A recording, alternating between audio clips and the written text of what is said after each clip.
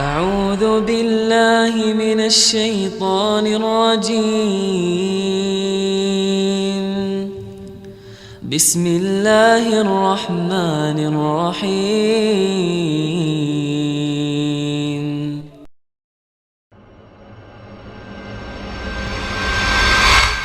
Agar kita bisa selamat dari riya ini, berusahalah untuk memiliki amalan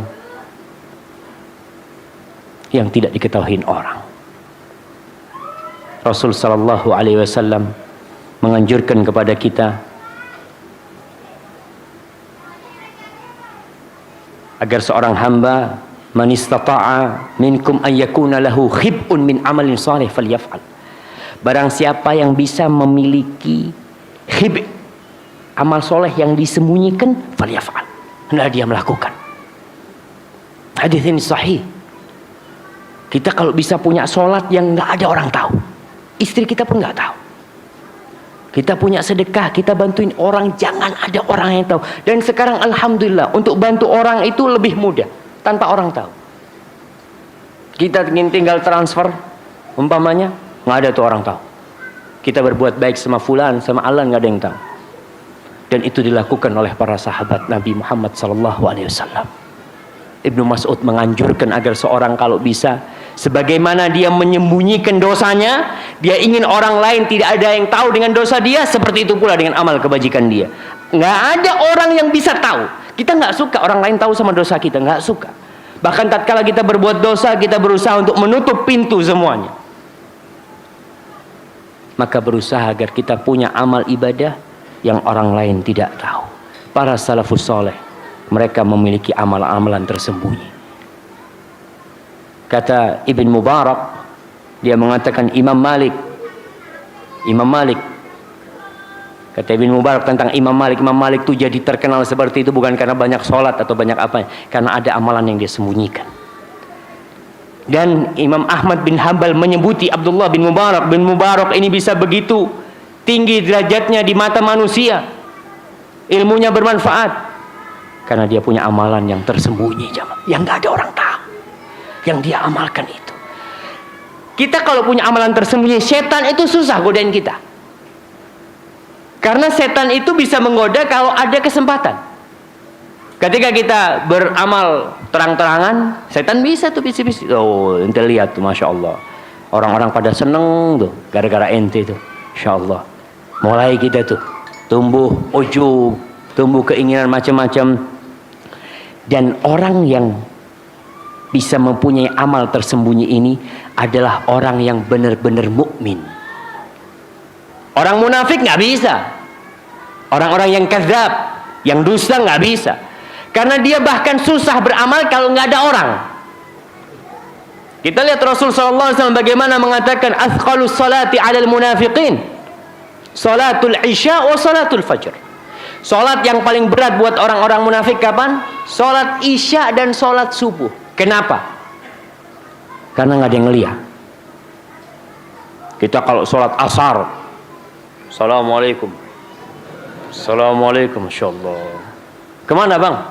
Masjid, insyaallah. Salat nih kata dia, insyaallah. Tapi kalau ada salat subuh, kagak ada orang. Kita mau salam-salam nih nggak ada, ini nggak keluar. Kalau orang munafik. Maka Rasul SAW biasanya kalau selesai sholat subuh, beliau tanya, asyahidun fulan, asyahidun fulan, fulan hadir enggak? Enggak. Fulan hadir enggak? Enggak. Qala, Rasul SAW mengatakan, lau ya'lamuna ma fihima, kalau mereka tahu tuh dengan pahalanya sholat berjamaah ke masjid tuh, mereka akan datang walaupun melangkah jamaah. Maka kita harus punya ibadah tuh yang nggak ada orang lain tahu. Kemudian kenapa dianjurkan sholat sunnah kok di rumah, tidak di masjid? Soalnya kalau di masjid banyak orang, dan kita bisa sholat sunnah. Semua pada sholat sunnah, Allahu Akbar, insyaallah. Tapi coba di rumah, udah nyampe rumah tuh, buktikan kalau benar kau memang mau sholat. Nggak ada yang ngelihat. Apalagi godaannya di rumah lebih banyak. Kadang-kala kita nih sholat sunnah di rumah, istri kita ya ente ya Hanu tadi ya ente, anak tahu sama ente, istri tahu sama kita nih nggak bener umpamanya. Tapi kalau di luar kan orang lain nggak tahu. Tapi istri kita, kalau kita pura-pura nih sholat sunnahnya, nanti biasanya nggak kayak gitu kata dia. Nah, tapi maka kita berat, kita berusaha. Jadi bapak tetap berusaha kalau sholat sunnah itu di mana? Di rumah. Karena setan susah godain. Ada orang yang pura-pura di masjid nggak sholat sunnah, supaya dikira sholat sunnah itu kan ngomongnya sholat sunnah kan sunnahnya di rumah gitu kan. Padahal di rumah nggak sholat dia. Sampai rumahnya si istrinya pikir, oh mungkin suamiku sudah sholat sunnah di mana? Di masjid. La fil masjid wala fil bait. Itu orang-orang yang bahaya yang seperti itu. Maka kita harus berhati-hati. Ma'asyiral muslimin rahimakumullah. Coba kita lihat bagaimana as-salafus salih radhiyallahu taala anhum wa rahimahullahu taala memberikan nasihat kepada murid-murid mereka. Abu Hazim berkata, "Uktum hasanatika asyad mimma taktum sayyiatika." Sembunyikan amal kebajikanmu lebih dahsyat lagi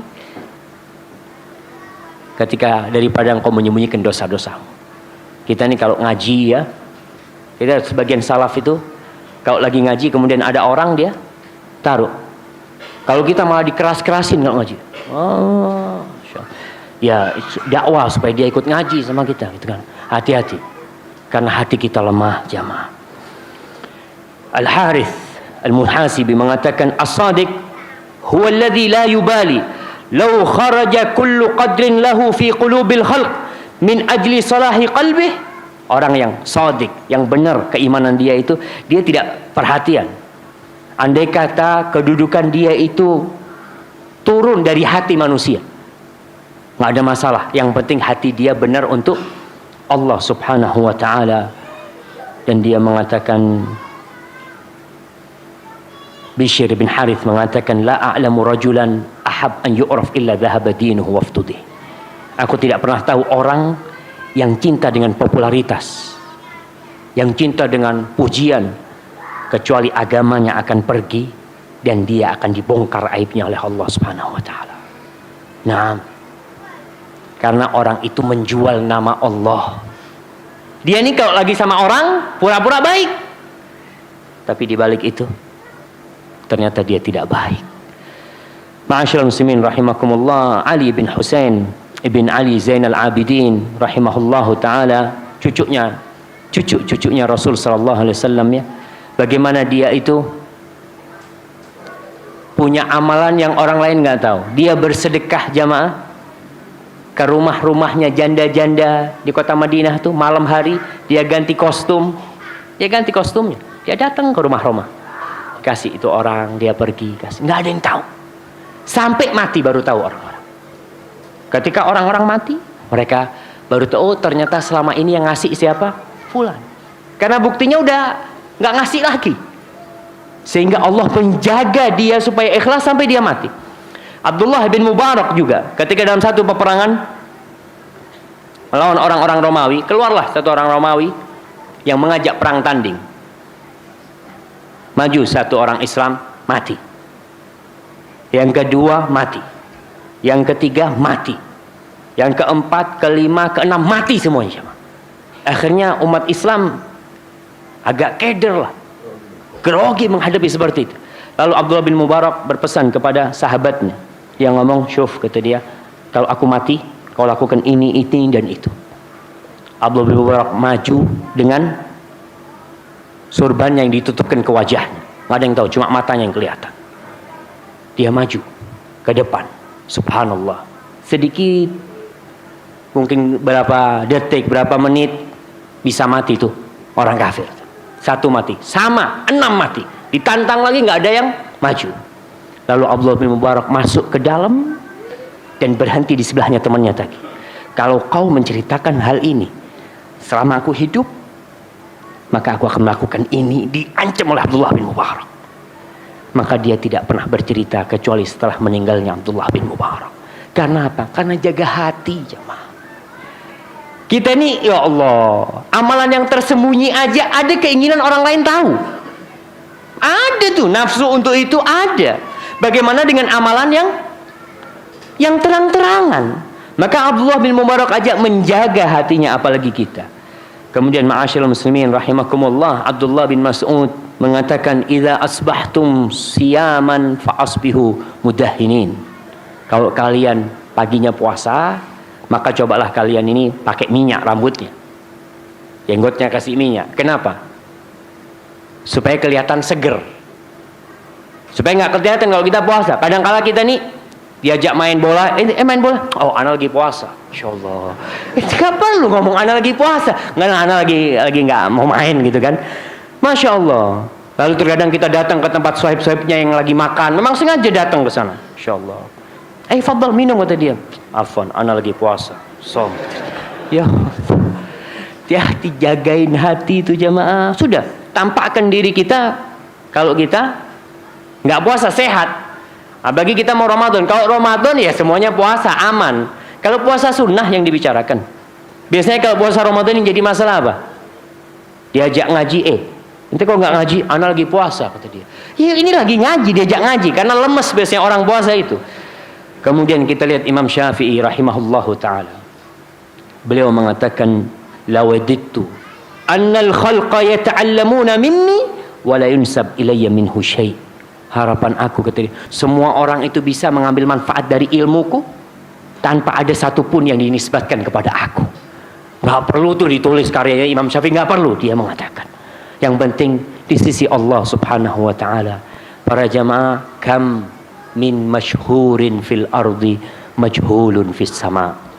Berapa banyak orang yang terkenal di muka bumi ini, tapi dia tidak dikenal di langit Allah subhanahu wa ta'ala. Dan berapa banyak orang yang majhul, yang nggak pernah naik di atas mimbar, yang tidak pernah muncul di TV, tapi dia terkenal di sisi Allah subhanahu wa ta'ala karena amal kebajikan dia selalu diangkat oleh Allah subhanahu wa ta'ala. A'udzu billahi minasy syaithanir rajim. Bismillahirrahmanirrahim.